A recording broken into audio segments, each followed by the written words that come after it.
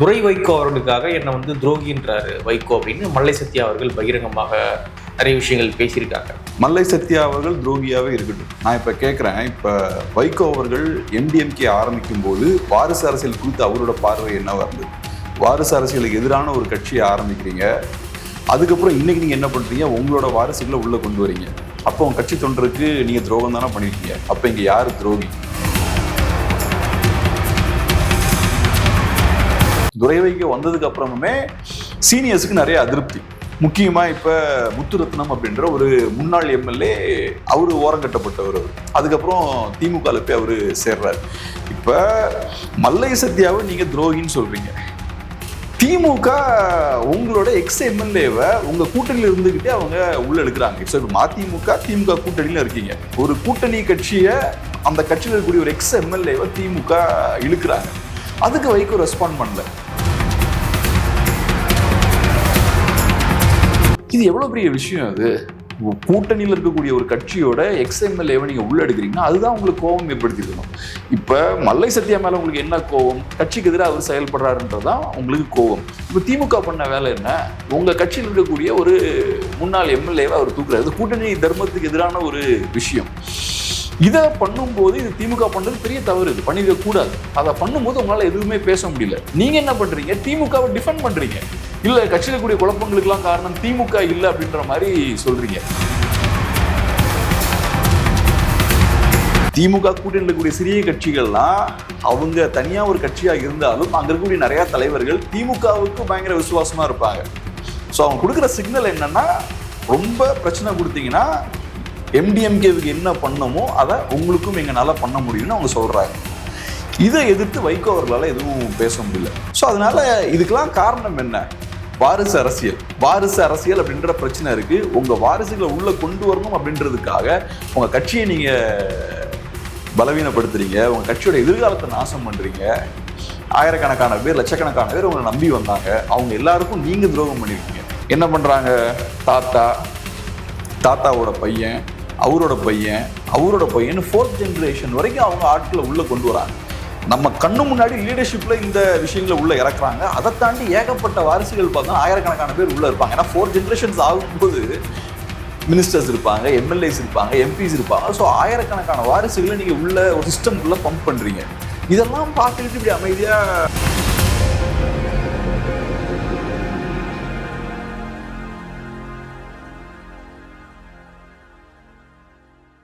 தமிழ் தடம் நேயர்களுக்கு வணக்கம். இன்று நம்மோடு உரையாட ஊடகவியலாளர் திரு கேப்ரியல் அவர்கள் இணைந்திருக்காங்க. வாங்க பேசலாம். வணக்கம். வணக்கம். வாரிசு அரசியல் அப்படின்றது தமிழ்நாட்டில் எப்பொழுதும் இருக்கக்கூடிய ஒன்றாக இருக்கு. இப்பொழுது என்ன அப்படின்னா, வாரிசு அரசியலால கட்சிக்குள் நிறைய கட்சிக்குள்ள நிறைய சண்டைகள் வர்றதை பார்க்க முடியுது. குறிப்பாக PMK-ல சண்டையை பார்த்திருந்தோம், தந்தை மகனுக்குமான சண்டையை பார்த்திருந்தோம். ராபாமக ஆப்பாமக மாதிரி போயிட்டு இருக்கு ஒரு பக்கம். இன்னொரு பக்கம் பார்த்தீங்கன்னா, புதுசாக மதிமுகக்குள்ளேயும் இந்த வாரிசு அரசியலால சண்டையானது வந்திருக்கு. துரை வைகோ அவர்களுக்காக என்னை துரோகின்றாரு வைகோ அப்படின்னு மல்லை சத்யா அவர்கள் பகிரங்கமாக நிறைய விஷயங்கள் பேசியிருக்காங்க. கட்சிக்கு இவ்வளவு நாள் உழைச்சவரை திடீர்னு துரோகி பட்டம் கொடுத்து வெளியே தள்ளுற அளவுக்கு ஒரு கட்சியில வாரிசு அரசியல் அப்படின்றது இம்பாக்டை ஏற்படுத்துது. இந்த வாரிசு அரசியல் இந்த சண்டை எப்படி பாக்குறீங்க? என்ன பொறுத்தளவுல தமிழ்நாட்டில் இருக்கக்கூடிய மிகப்பெரிய பிரச்சனைகள்ல வாரிசு அரசியலும் ஒரு முக்கியமான பிரச்சனை. நீங்க சொன்ன மாதிரி இப்ப வைகோ அவர்கள் மல்லை சத்யாவை துரோகின்னு சொல்றாரு. மல்லை சத்யா அவர்கள் துரோகியாவே இருக்கட்டும். நான் இப்ப கேட்கிறேன், இப்ப வைகோ அவர்கள் MDMK ஆரம்பிக்கும் போது வாரிசு அரசியல் குறித்து அவரோட பார்வை என்னவா இருந்தது? வாரிசு அரசியலுக்கு எதிரான ஒரு கட்சியை ஆரம்பிக்கிறீங்க, அதுக்கப்புறம் இன்னைக்கு நீங்க என்ன பண்றீங்க, உங்களோட வாரிசுகளை உள்ள கொண்டு வரீங்க. அப்போ உங்க கட்சி தொண்டருக்கு நீங்க துரோகம் தானே பண்ணிருக்கீங்க. அப்ப இங்க யாரு துரோகி? ஸோ வாரிசு அரசியலுக்கு எதிராக பேசுறீங்க, கட்சி ஆரம்பிக்கிறீங்க, அப்புறம் கட்சி நல்லா பணக்கார கட்சி ஆகுது, கட்சிக்கு நிறைய அசர்ட்ஸ் எல்லாம் வர ஆரம்பிக்குது. அதுக்கப்புறம் நீங்க உங்க வாரிசை மெதுவா உள்ள இறக்குறீங்க.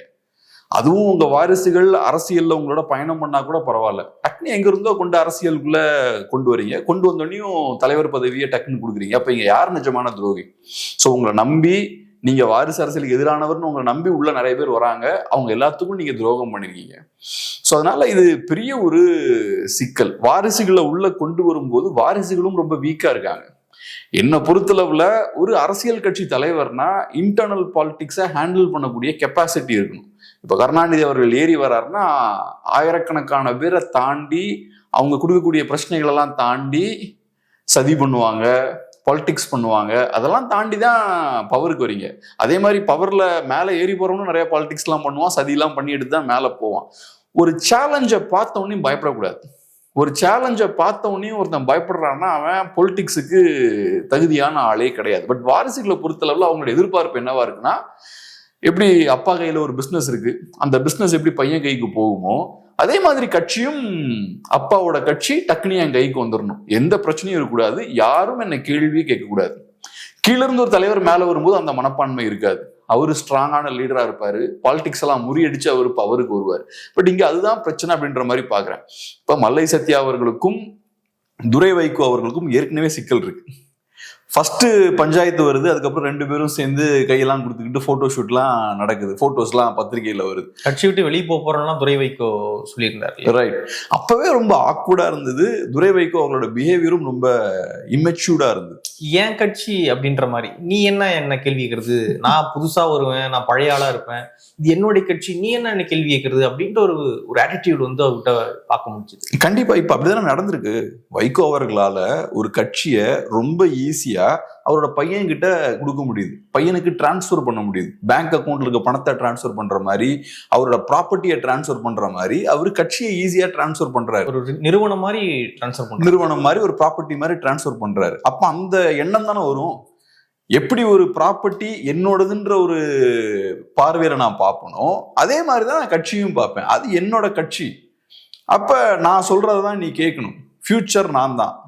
புதுசா இந்த வாரிசுகள் உள்ள வந்தோடனே அவங்களுக்கு எடுத்தோடனையும் இருக்கக்கூடிய சிக்கல் என்னன்னா, என்ன எல்லாருமே பழைய ஆட்களா இருக்காங்களே, எல்லாம் ஓல்டு ஃபெலோஸா இருக்காங்க, மாடர்னா எதுவுமே இருக்க மாட்டேங்கிறாங்க, ட்விட்டர் பத்தி தெரிய மாட்டேங்குது, ஃபேஸ்புக் பத்தி தெரிய மாட்டேங்குது. ஸோ எடுத்த உடனேயுமே அவங்களுக்கு பழைய ஆட்களோட பிரச்சனை வர ஆரம்பிக்கும். இது நிறைய எக்ஸாம்பிள்ஸ் இருக்கு. கேட்டா ரிஃபார்ம் பண்றோம் அப்படின்றது இல்ல, கேட்டா ரிஃபார்ம் வாங்க. பழைய ஆட்கள் என்னன்னா யூசுவல் திமுறாவும் இருப்பாங்க.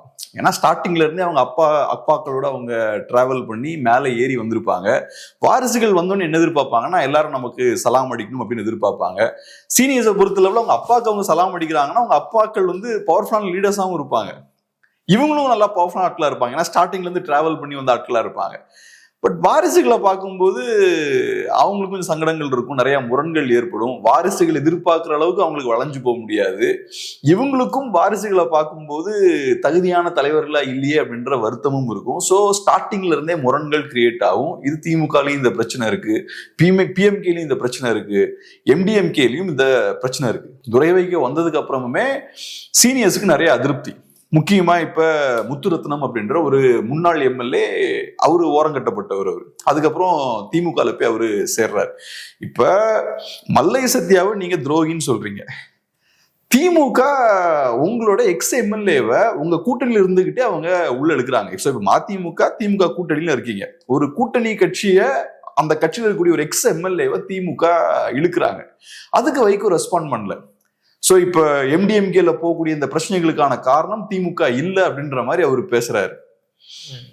இப்ப நீங்க உங்களோட மெயினான குற்றச்சாட்டு மல்லை சத்யா உங்க கட்சிக்கு எதிராக செயல்படுறாரு, சோசியல் மீடியால கட்சிக்கு எதிராக பேசக்கூடியவங்களோட ஒரு க்ளோஸா இருக்காரு. இதே ரொம்ப இம்மெச்சூர்டான விமர்சனங்கள். ஏன்னா நான் பார்த்த லெவலில் வைகோ அவர்கள் இந்த சோசியல் மீடியால வர போஸ்ட் வந்து ரொம்ப சீரியஸா எடுக்கிறாரு. இதுக்கு முன்னாடியும் அதே மாதிரிதான் என்டிகே காரங்க என்ன மாதிரி சோசியல் மீடியால என்ன திட்டுறாங்க. சோசியல் மீடியாவை பொறுத்தளவுல அது ஏதோ ஒரு பிரிண்ட்ல ஒரு நாளிதழ்ல வரக்கூடிய கட்டுற மாதிரி கிடையாது. அது ஒரு இண்டிவிஜுவலோட ஒரு பார்வை. எல்லா இண்டிவிஜுவலுக்கும் மைண்டுக்குள்ள ஒரு பார்வை இருக்கும். சோஷியல் மீடியாவில் அதை ஷேர் பண்றாங்க. அது ரொம்ப சீரியஸா எடுக்க வேண்டிய அவசியம் கிடையாது. பட் அன்பார்ச்சுனேட்லி அதை சீரியஸா எடுக்கிறார்.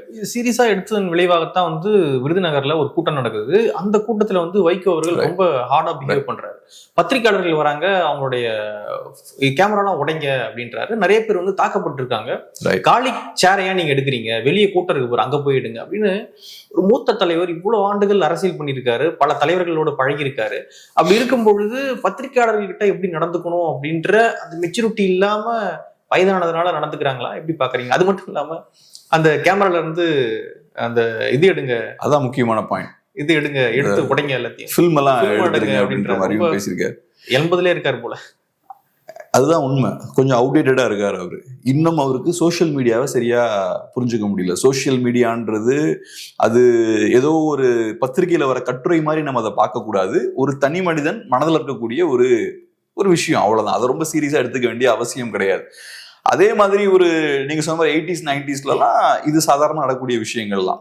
ரொம்ப ஒருத்தன் பிரச்சனை கொடுக்குறான் அப்படின்னா, பத்திரிகை இந்த பிரஸ் மீட்ல எல்லாம் ரொம்ப பிரச்சனை கொடுக்குறாங்கன்னா, அப்ப கட்சிக்காரங்க அப்படியே சைலண்டா அப்படியே கொஞ்சம் அன்ஈசியாக ஆரம்பிப்பாங்க. ரொம்ப பிரச்சனையா போகும்போது பிரச்சனை பண்ண ஆரம்பிச்சிருவாங்க. இப்ப அதெல்லாம் பண்ண மாட்டாங்க. இப்ப அதெல்லாம் பண்ணா என்ன ஆகும்னா, சோசியல் மீடியால அது வைரல் வீடியோவா மாறிடும். அது உங்களுக்கு பேக் ஃபயர் ஆயிரும். முன்னாடி மாதிரி இந்த ஃபிலிம் ரோல பிடிச்சி இழுக்கிறது, டேப்பை வந்து நம்ம ஈஸியா உடைச்சிடலாம், அந்த மாதிரி விஷயங்கள்லாம் இப்ப பண்ண முடியாது. சோ அதனால வைகோ அவர்களுக்கு அந்த விஷயம் புரியல. ஏன்னா அவரை பொறுத்தளவுல நம்ம ஒரு பெரிய ஒரு மீட்டிங் ஆர்கனைஸ் பண்ணிருக்கோம், 3000 பேருக்கு மேல வந்திருக்காங்க. அப்ப எதுவும் நடுவில் கரண்ட் போச்சு போல, கரண்ட் போகும்போது நிறைய பேர் வெளில போயிட்டாங்களாம். இவங்க அந்த டைம்ல கேமரா வந்த பக்கம் திருப்பினோடனையும் நம்ம கஷ்டப்பட்டு இவ்வளவு விஷயங்கள் பண்றோம், மீடியா நமக்கு எதிராக போறாங்களே அப்படின்ற மாதிரி அவர் எடுத்துக்கிறாரு. பட் அப்படிலாம் ஒன்றும் கிடையாது. இன்னைக்கு சோசியல் மீடியா காலகட்டத்தில் நீங்க அந்த மாதிரிலாம் எதுவும் பண்ணிட முடியாது. பட் அன்பார்ச்சுனேட்லி அவருக்கு அந்த கோவம் இருக்கு.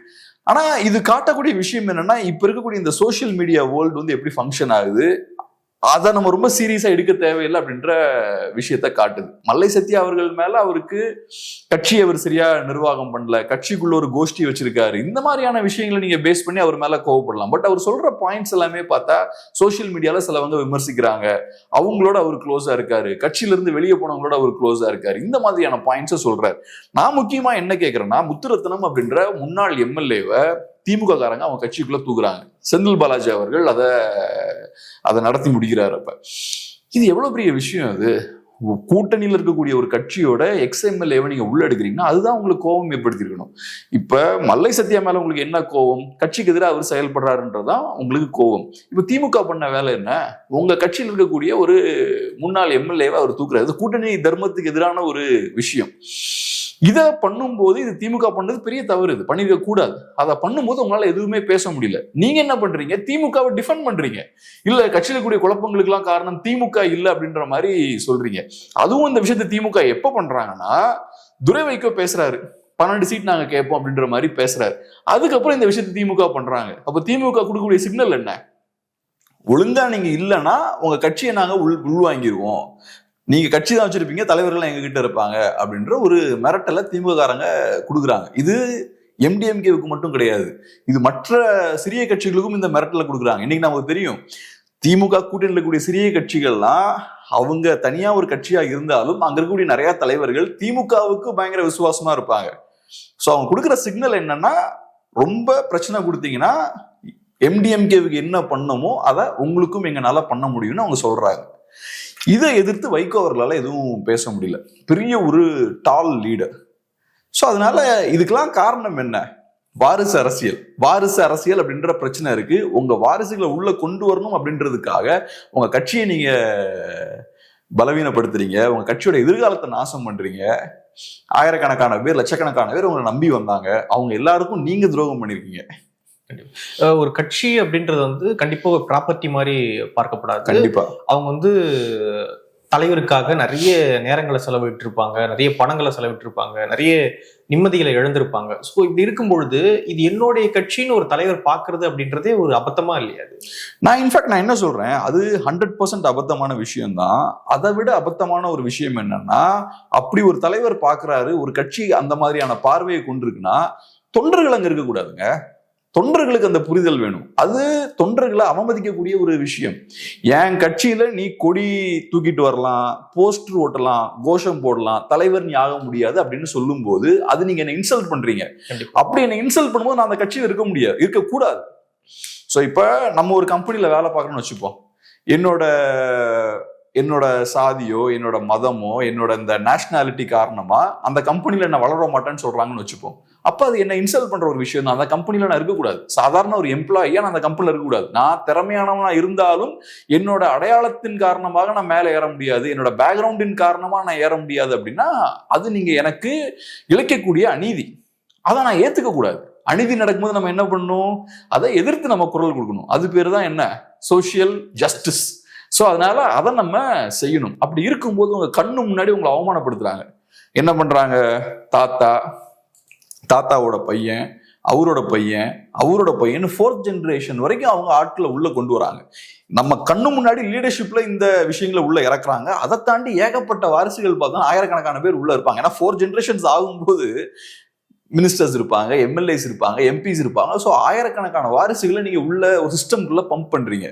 இதெல்லாம் பார்த்துக்கிட்டு இப்படி அமைதியா ரைட் நான் வருவேன், கூப்பிட்டா மீட்டிங் போய் உட்காருவேன், கோஷங்கள் போடுவேன், போஸ்டர் ஒட்டுவேன், எனக்கு கொஞ்சம் பணம் கிடைக்குது. பட் அஃப்கோர்ஸ் எனக்கு பெரிய பவர்லாம் வர முடியாது, பெரிய ஆள் மாதிரி நான் மேலலாம் ஏற முடியாது. லோக்கல்ல கொஞ்சம் பஞ்சாயத்து பண்ணிக்கலாம், சம்பாதிக்கலாம், அது மட்டும் இருந்தா போதும். ஸோ பணத்துக்காக நான் என்னோட சுயமரியாதையை நான் அடகு வைக்கிறேன். இதான் நீங்க சொல்றீங்க, ஒரு பார்வை சொல்றீங்க, உன்னை இன்சல்ட் பண்றாங்க, நீங்க அங்க இருக்கக்கூடாது, வேற இடத்துக்கு போயிடுங்க அப்படின்ற மாதிரி நீங்க சொல்றீங்க. ஆனா நம்ம பாக்குற அளவுக்கு வேறு எல்லா இடங்களிலுமே இதே நிலைமையா இருக்கு. தேமுதிகவா இருக்கட்டும், பிஎம்கேவா இருக்கட்டும், இன்னைக்கு இருக்கிற டிஎம்கேவா இருக்கட்டும், மதிமுகவா இருக்கட்டும், எல்லா கட்சியிலுமே வந்து அந்த வாரிசு அரசியல் அப்படின்றது வந்து புரையோடி போய் தான் இருக்கு. சோ எங்க போவாங்க மக்கள்? ஆப்ஷன் இல்லன்றீங்களா? ஆப்ஷன் இல்ல. சரி, எல்லா கட்சியிலும் எப்படி வந்ததுன்னு நினைக்கிறீங்க? இடத்துல வாரிசை உள்ள இறக்கும் போது, வாரிசை உள்ள இறக்குனா கட்சிக்காரெல்லாம் வெளில போயிருவான் அப்படின்ற சூழல் இருந்தா இது வந்திருக்குமா? வந்திருக்காது. சோ நீங்க அதை ஏத்துக்கிறீங்க. நீங்க ஏத்துக்கும் போது நம்ம அரசியல்வாதிகளுக்கு ஒரு தைரியம் வருது. சரி, நம்ம வாரிசுகளை உள்ள இறக்குனாலும் இவனை ஏத்துக்கிறானுங்க, வாரிசுகளை உள்ள இறக்கும் போது அப்படி கோபம் வந்தாலும் பணத்தை கொடுத்து இவங்களை காம் பண்ணிடலாம் அப்படின்ற ஒரு என்வாரன்மெண்ட்டை கிரியேட் பண்றாங்க. ஃபர்ஸ்ட் காங்கிரஸ் பார்ட்டியில பெரிய வாரிசு அரசியல கொண்டு வராங்க. ரெண்டாவது தமிழ்நாட்டுல திமுக வாரிசு அரசியல உள்ள இறக்குறாங்க. அதுக்கப்புறம் மற்ற கட்சிகளும் இன்னைக்கு இருக்கக்கூடிய பிஎம்கேவா இருக்கலாம், டிஎம்டிகேவா இருக்கலாம், தமிழ்நாட்டிலையும் காங்கிரஸ் எடுத்துக்கிட்டோம்னா அங்கேயும் வாரிசு அரசியல்லாம் இருக்கு. எல்லா கட்சிகள்லயும் வாரிசு அரசியல் ஸ்ப்ரெட் ஆகுது. சோ இப்ப ஃபர்ஸ்ட் ஒருத்தன் இதை ஆரம்பிக்கும் போதே நீங்க ஸ்ட்ரிக்டா வாரிசு அரசியல் வந்தாச்சுன்னா கட்சியில் இருக்கக்கூடிய செகண்டரி லீடர்ஸா இருக்கலாம், தேர்ட் லெவல் லீடர்ஸா இருக்கலாம், தொண்டர்களா இருக்கலாம், இவங்க எல்லாம் எதிர்ப்பாங்க அப்படின்ற ஒரு சூழல் இருந்ததுன்னா வாரிசு அரசியல் வந்திருக்காது. அதுக்கப்புறம் மற்ற கட்சிக்காரன்லாம் அதுல கை வைக்க பயப்படுவான். நம்ம வாரிசை கொண்டு வந்தோம்னா நம்ம கதை முடிஞ்சிரும்டான்னு. எப்பவுமே ஒரு தலைவர் எப்படி இருப்பான்னா ஃபர்ஸ்ட் ஏன் இடத்த தக்க வச்சுக்கணும் தான். நான் வாரிசை உள்ள கொண்டு வந்தா ஏன் இடத்துக்கே பிரச்சனை ஆகும்னா கண்டிப்பா அவங்க கொண்டு வர மாட்டாங்க. பட் நம்ம எல்லாத்தையுமே ஏத்துக்கிறோம். கொஞ்சம் கொஞ்சமா அவங்க அப்படியே ஸ்லோவா வாரிசு அரசியல திணிக்கிறாங்க. ஸ்டாலின் அவர்களை மெதுவா கொண்டு வந்தாங்க, உதயநிதி அவர்களும் இன்னும் அக்ரெசிவா பட்டுன்னு கொண்டு வந்தாங்க. அது காரணம் என்ன? நேத்து நம்ம ஏத்துக்கிட்டோம், இன்னைக்கு இன்னும் கான்பிடன்ட் ஆயிட்டாங்க. ஒன்னும் பண்ண மாட்டானுங்க இவனுக்கு, நம்ம சொல்றதெல்லாம் கேட்டுதான் போவாங்கன்னு அவங்களுக்கு நம்பிக்கை இருக்கு. ஸோ அக்ரெசிவா அவங்க இறக்குறாங்க. இப்ப நீங்க பாருங்க, இப்ப இந்த லாஸ்ட் சில மாதங்களா நம்ம டிஸ்கஸ் பண்ற விஷயங்கள்லாம் பாருங்களேன். இங்க பிஎம்கேவுக்குள்ள ராமதாஸ் வர்சஸ் ராமதாஸ் மோதல் போய்கிட்டு இருக்கு. எம்டிஎம்கேல துரை வைகோவுக்கும் சீனியர்ஸுக்கும் இடையே மோதல் போயிட்டு இருக்கு. அதே மாதிரி டிஎம்கேவை பொறுத்தளவுல இன்பநிதி ஸ்டாலின் அவர்கள் உள்ள வந்துட்டார் அப்படின்ற விஷயத்த பேசுறோம். உள்ள வந்துட்டாருன்னா கலைஞர் டிவில அவருக்கு ஒரு பொறுப்பு கொடுத்தாங்கன்ற விஷயத்த நம்ம பேசுறோம். அது மட்டும் இல்லாம அப்புறம் அதுக்கு சில ஆண்டுகளுக்கு முன்னாடி உதயநிதி ஸ்டாலின் அவர்களை எலிவேட் பண்றாங்க. இந்த விஷயங்கள்லாம் நம்ம பேசுறோம். ஸோ இந்த பேசுற விஷயங்கள்லாம் பாருங்களேன், இந்த விஷயங்கள் நம்ம பேசுறோம்ல மீடியால, இதுல எனக்கோ உங்களுக்கோ அந்த கட்சியில் இருக்க மற்ற தொண்டர்களுக்கோ எந்த ரோலுமே கிடையாது. எப்படி ஒரு டென்னிஸ் மேட்ச் பார்க்கும்போது 2 பிளேயர்ஸ் நடுவில் ஆடிட்டு இருப்பாங்க, ஸ்பெக்டேட்டர்ஸ் என்ன பண்ணுவாங்க, இப்ப கையை கட்டிட்டு இப்படிமாங்க பார்த்துட்டு இருப்பாங்க. அதான் அவங்க பண்ணிட்டு இருக்காங்க. ராமதாஸ் வர்சஸ் ராமதாஸ் ஃபைட் நடந்துட்டு இருக்கு. இவரு அன்புமணி ஒரு அறிக்கை விட்டாருன்னா இந்த பக்கம் திரும்பி பார்ப்பாங்க, ராமதாஸ் ஒரு அறிக்கை விட்டாருன்னா இந்த பக்கம் திரும்பி பார்ப்பாங்க, அவரு ஏதாவது சொன்னாருன்னா அந்த பக்கம் திரும்பி பார்ப்பாங்க. இதுதான் நம்ம இருக்கும் அரசியல்ல. இதுதான் ஜனநாயகமா என்ன? இங்க நம்ம ஆக்டிவ் பிளேயர்ஸா இருக்கணும். இது நம்மள கேட்டு முடிவு பண்ணணும் அப்படின்றீங்க, தொண்டர்களை கேட்டு. கண்டிப்பா நம்ம தான் டிசைடிங் ஃபேக்டரா இருக்கணும், நம்ம தான் தலைவர்களை உருவாக்கக்கூடிய ஃபோர்ஸா இருக்கணும். நான் சொல்ற விஷயத்த, தொண்டர்கள் சொல்ற விஷயத்த தலைவர்கள் செய்யணும். தொண்டர்கள் மக்களோட வாய்ஸா இருக்கணும். இங்க என்ன நடக்குது? இது என் ப்ராப்பர்ட்டி பிரச்சனைப்பா, இது என்னோட ஃபேமிலி ப்ராப்ளம், இதுக்குள்ள வராத நீ அப்படின்றாங்க. நான் சும்மா சண்டை போடுவேன், நீ வேடிக்கை மட்டும்தான் பார்க்கணும். உட்காந்து டென்னிஸ் மேட்ச் தான் நம்ம பார்த்துட்டு இருக்கோம், இப்படி பார்த்துட்டு இருக்கோம். இஷ்டம் இருந்தா வேடிக்கை பாரு, பிடிக்கலையா வெளியே போயிடு. நீங்க சொன்ன மாதிரி அதுக்கும் ஆப்ஷன் இல்லை, எங்கேயும் போக முடியாது, எல்லா இடத்துலயும் இவங்க தான் உட்காந்துருக்காங்க. ஆனா சில கட்சிகள் வந்து இதுக்கு விதிவிலக்காக வந்து இருக்காங்க. என்டிகே வந்து இருக்காங்க, அதுக்கப்புறம் பிஜேபி ஓரளவு பரவாயில்ல, அதுபோல ஏடிஎம்கேவும் நல்லா பண்ணிட்டு இருக்காங்க. சில கட்சிகள் ஓரளவுக்கு இதை மேனேஜ் பண்றாங்கன்னு பாக்குறீங்களா நீங்க? சில கட்சிகள்ல வாரிசு அரசியல் இல்லை அப்படின்றது நல்ல விஷயம் தான், அதை நம்ம பாராட்டணும். இப்ப பிஜேபியை பொறுத்தளவுல அவங்களோட ஐடியாலஜி மேல நிறைய விமர்சனங்கள் இருந்தாலும் அது வாரிசு அரசியல் இருக்கக்கூடிய ஒரு கட்சியா இல்லைன்றது ரொம்ப முக்கியமான ஒரு விஷயம். அதனாலதான் ஒரு லீடரா இன்னைக்கு மோடியால ராகுல் காந்தியை அவுட் ஸ்மார்ட் பண்ண முடியுது. இப்போ ராகுல் காந்தி வாரிசா இருக்கிறதுனாலதான் மோடி எதிர்கொள்ள முடியல. கண்டிப்பா முடியாது. ஓகே, அங்கேயும் வந்து தலைவர்கள் உருவாகிட்டே இருந்தாங்கன்னா மோடி ஈஸியா எதிர்கொண்டு இருப்பாங்க.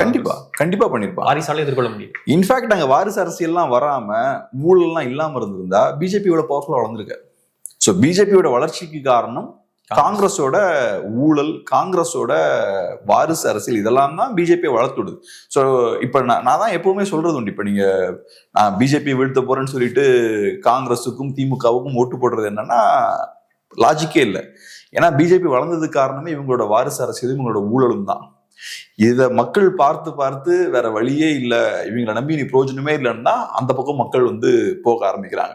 ஒரு லீடர் மக்கள் மத்தியில இருந்து மேல ஏறி வரணும். இப்ப அமித்ஷா மோடி எடுத்துக்கிட்டீங்கன்னா குஜராத்ல, அகமதாபாத்ல ஸ்கூட்டர்ல தெருக்கள்ல அங்க வண்டியை ஓட்டி காலையில இருந்து நைட்டு வரைக்கும் போய் களத்துல அமைப்பை கட்டி தொண்டர்களை உள்ள கொண்டு ஒரு லீடரா அவங்க எமர்ஜ் ஆயிருக்காங்க. சின்ன வயசுலயே மோடிக்கு அந்த பார்வை உண்டான். இதுல நான் படிச்சேன் நினைக்கிறேன், இவர் வீர்சாமியோட ஒரு புக் ரூட் லைஃப் நினைக்கிறேன், அந்த புக்ல தான் நினைக்கிறேன். அதுவா இல்லாட்டி இவரான்னு தெரியல, யாரு நம்ம இவரு ராஜ்தீப்பான்னு தெரியல, 2 பேர்ல யாரோ ஒருத்தவங்க சொன்ன விஷயம். மோடி அவர்களை பொறுத்தளவுல பர்ஃபெக்டா இருக்கும்னு நினைப்பாராம். அவர் போடுற ட்ரெஸ் கூட பாத்தீங்கன்னா, நான் சொல்றது 80ஸ்லயே 70s and 80ஸ்லயே இந்த இதெல்லாம் பண்ணுவாங்கல்ல, இந்த கரெக்டா அந்த ஷார்ப்பா இருக்கணும் ட்ரெஸ் அப்படின்னு பண்ணுவாங்கல்ல, அந்த ஊரை வச்செல்லாம் எடுத்து பண்ணுவாங்கல்ல, கஞ்சி போட்டு அந்த கஞ்சி போட்டு அயன் பண்ணுவாங்கல்ல, அந்த விஷயம் எல்லாம் அவரு அப்பவே பண்ணுவாராம். பெர்ஃபெக்டா இருக்கணும், வெளில போறேன்னா நீட்டா பெர்ஃபெக்டா இருக்கணும், அந்த இமேஜுக்கு அவ்வளவு இம்பார்ட்டன்ஸ் அப்பவே கொடுப்பாராம் சாதாரண ஒரு தொண்டனா இருக்கும்போது. அதுக்கப்புறமும் வருது. அதுக்கப்புறம் என்ன ஆகுது, சிஎம் ஆகுறாரு குஜராத்ல.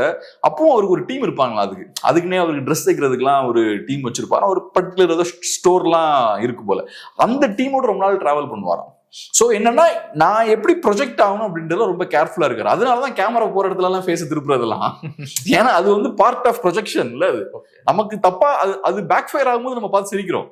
ஆனா அது நிறைய இடத்துல பேக் ஃபயர் ஆயிருக்காது. ஒவ்வொரு இடத்துலயும் இந்த கேமராக்காக தான் நான் பெர்ஃபார்ம் பண்ணிட்டு இருக்கேன், நான் ஒரு பெர்ஃபார்மருங்க. அதே மாதிரி கேமராக்கான டீமுமே அவர் சிஎம்ஆ இருக்கும்போது ஒரு டீம் வச்சிருந்தாராம், அவரோட மீடியா கவரேஜ் இந்த விஷயத்துக்கு. அந்த டீமை பிஎம் ஆனனையும் கூட்டு போயிட்டாங்களாம். இப்ப இருக்கான்னு ஸ்டார்டிங்ல கூட்டிட்டு போயிட்டாங்க அந்த டீமையுமே. சோ நான் எப்படி ப்ரெசென்ட் பண்ணணும், என்ன நான் ஒரு மன்னராகணும்னு ஆசைப்பட்டுன்னு வச்சுப்போம். அப்ப நான் மன்னரா முதல்ல என்ன ப்ரொஜெக்ட் பண்ணிக்கணும். இதெல்லாம் ரொம்ப அவசியம். இதெல்லாம் நான் ஏன் சொல்றேன்னா, ராகுல் காந்திக்கு இதெல்லாம் கிடையாது. ராகுல் காந்தி தன்னை ஒரு புரட்சியாளராக ப்ரொஜெக்ட் பண்ணிக்கிறாரு, ஒரு சாமானியன்னா. நீங்க சாமானியன் கிடையாது, நீங்க அடுத்த மன்னர் ஆகணும்னு சேலஞ்ச் பண்ணிருக்கீங்க. இந்த 1000 ரூபாய் 500 ரூபாய் நோட்லாம் டிமானிட்டைசேஷன் பண்ண அப்போ லைன்ல நின்று அதை சேஞ்ச் பண்ணிட்டு இருந்தாரு நினைக்கிறேன் ராகுல் காந்தி. அது நான் எளிய மக்களோடு இருக்கேன், நான் பெரிய வாரிசு கிடையாது அப்படின்னு அவர் சொல்ல வர்றாரு. ஒண்ணு சிம்பிளா புரிஞ்சுக்கலாம், நீங்க எளிய மக்களோட இருக்க ஆள் கிடையாது, நீங்க ஒரு மன்னர் குடும்பத்தை சேர்ந்தவர். உங்க ஃபேமிலி இந்தியாவை பல ஆண்டுகள் ஆண்டிருக்காங்க. நீங்க ஆக்சுவலா நீங்க ஒரு மன்னராக விருப்பம் இருக்கக்கூடிய ஒரு இண்டிவிஜுவல். ஏற்கனவே உங்க வம்சம் மன்னராக இருந்தவங்க, பிரைம் மினிஸ்டர்ன்ற போஸ்ட்லாம் வச்சுக்கலாம், அது லிட்டரலா ஒரு மன்னர் பதவின்னு வச்சுப்போம் அதை. ஸோ நீங்க சாதாரண மக்கள் கிடையாது, சாதாரண மக்களை உங்களால புரிஞ்சுக்க முடியாது. நீங்க பல ஜென்ரேஷன்ஸ் மக்கள்கிட்ட இருந்து அந்நியப்பட்டு தான் இருக்கீங்க. நீங்க மக்களோட போய் நின்னாலும் மக்களோட நீங்க கனெக்ட் ஆக முடியாது, இவங்க அளவுக்கு நீங்க கனெக்ட் ஆக முடியாது.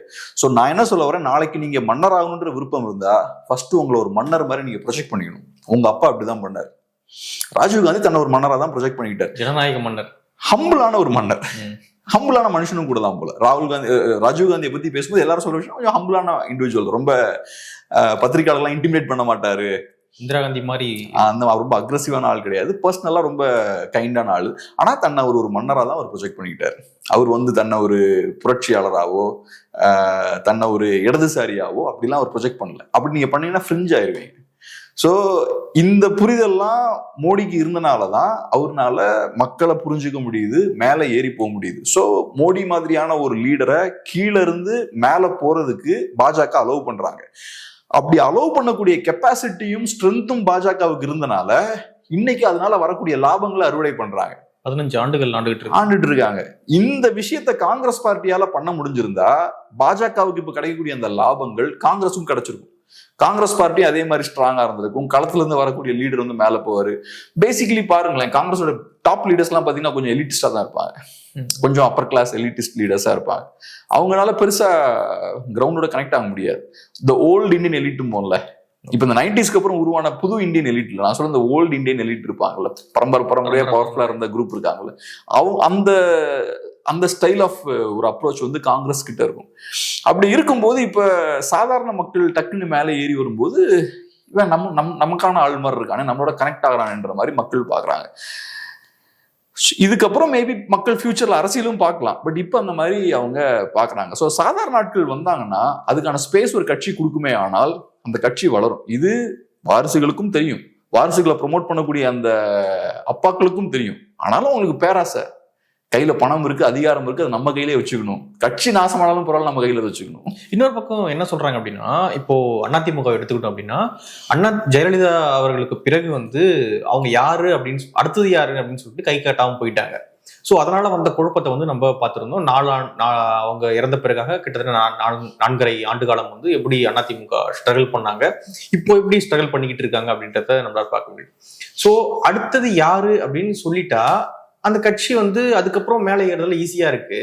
நீங்க யாருமே சொல்லாம இருந்தீங்க அப்படின்னா அந்த கட்சி ஸ்ட்ரகிள் பண்ணோம். இப்போ அதிமுக மாதிரியான ஒரு சரிவையும் சந்திக்க வாய்ப்பு இருக்கு. அதனால வாரிசு அப்படின்றது ஒரு வகையில் பிளஸ்ஸாவும் இருக்கு அப்படின்ற நான் எப்படி பார்க்கணும், ஸ்ட்ரகிள் பண்ணி வரணுங்க. இப்ப சர்வைவல் ஆஃப் த ஃபிட்டஸ்ட் நீங்க சொல்லி வர்றது கிடையாது. மேல வேக்குவம் இருக்கு, ஒரு போஸ்ட் சும்மா இருக்கு, அடிச்சுக்கணும், அடிச்சுட்டு வரணும். அது ஒரு வருஷம் சிக்கல் வரும். ஆனா யார் உள்ளதுலே தகுதியானாலோ, யார்கிட்ட உள்ளதுலேயே அதிகமான கெப்பாசிட்டி இருக்கோ அவன் அடிச்சு பிடிச்சி மேலே ஏறி வரணும். ஸோ இப்போ ஒரு லீடர் இறந்துட்டாருன்னா அடுத்தது செகண்ட் லெவல் லீடர்ஸ் என்ன பண்ணுவாங்க, அவனை சுற்றி ஒரு வட்டம் கிரியேட் பண்ணுவாங்க. ஸோ இன்ஃப்ளூயன்ஸ் இருக்கவன் நல்லா ஸ்ட்ராங்கான ஒரு நெட்வொர்க்கை கிரியேட் பண்ணி அவன் மேலே பவருக்கு வருவான். அப்படிதான் வரணும்னு நான் பார்க்குறேன். இப்போ முகலாயர்களை பொறுத்தளவில் பிரிட்டிஷ்காரனை மாதிரி, பிரிட்டிஷ்காரனுக்கு first in line, second in line, third in line இருக்கும்ல. ஒரு மன்னர் இறந்துட்டாருன்னா அடுத்தது யார் மன்னர்ன்ற ஒரு தெளிவு இருக்கும். அது முகலாயர்கள்ட்ட இருக்காது. யார் வேணாலும் மன்னர் ஆகலாம். ஸோ அப்போ என்ன ஆகுது, இப்போ ஷாஜகான் இறக்குறதுக்கு முன்னாடி பவர் குந்தாருன்னு வச்சுக்கோங்க. சரி, வீக்கா இருக்காருன்னு தெரியுது. அதுக்கப்புறம் பசங்களுக்குள்ள சண்டை வருது. அந்த சண்டையில அவுரங்கசீப் பவருக்கு வர்றாரு. ஸோ இது ஷாஜகான் இறந்த உடனே மூத்த பையன் தான் வரணும்னா தாராஷேக்கு வந்திருப்பான். அப்ப யார் உள்ளே ஸ்ட்ராங்கான ஆளு? இந்த 4 பேர்ல சண்டை போட்டு வரணும் அப்படின்னு சூழல் வரும்போது மோஸ்ட் பவர்ஃபுல், மோஸ்ட் ஸ்கில்ஃபுல்லான லீடர் பவர்ல உட்கார்றான். அவுரங்கசீப்னு ஒருத்தன் உட்கார்றான். இன்ஃபேக்ட் ஒரு நல்ல டெமோக்ரஸி எப்படி இருக்கணும்னா, ஷாஜகானோட பசங்க தான் மன்னர் ஆகணுன்ற சூழல் இருக்கக்கூடாது, யார் வேணாலும் மன்னர் ஆகலாம் அப்படின்ற சூழல் தான் இருக்கணும். ஸோ சாதாரண ஒரு சாமானியன் ஒரு கட்சிக்குள்ள மேலே ஏறக்கூடிய அந்த சூழல் இருக்கணும். அதுக்கப்புறம் ஒரு தலைவர் இறக்குறாருன்னா செகண்ட் லெவல் லீடர் சண்டை போடக்கூடிய ஒரு சூழலும் இருக்கணும். சண்டை நான் சொல்ல பிசிக்கல் ஃபைட் இல்லை, பொலிட்டிக்கல் கான்ஃபிளிக்ட் அங்கே இருக்கணும். அந்த பொலிட்டிக்கல் கேம் எல்லாம் தாண்டி ஒருத்தன் மேலே வரான்னா அவன் ஸ்கில்ஃபுல்லான ஒரு லீடரா இருப்பான். இப்ப இருக்கக்கூடிய இந்த வாரிசுகள்லாம் பார்த்தோம்னா இவங்க third rate, unqualified, not fit to லீட்னு சொல்லலாம். இவங்க லோ குவாலிட்டி லீடர்ஸ்.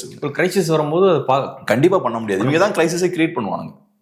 இப்படி வாரிசுகள்லாம் வரிசையா உட்கார்ந்துக்கிட்டு சாதாரண மக்களை மேல வரவிடாம ஸ்டாப் பண்ற ஆட்கள் இருக்காங்களே, இவங்க தான் கிரைசிஸை கிரியேட் பண்ணுவாங்க. இவங்களாலதான் கிரைசிஸை கிரியேட் ஆகும். அப்படி இருக்கும்போது இவங்க எங்க சொல்யூஷனை கொடுக்கறது? இவங்க தான் பிரச்சனையே.